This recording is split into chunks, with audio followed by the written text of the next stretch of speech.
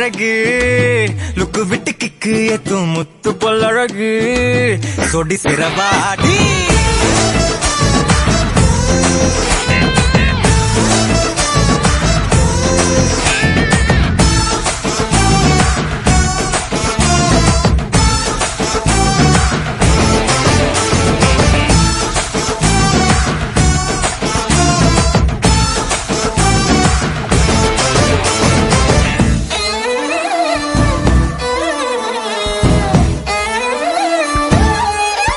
Sexy girls.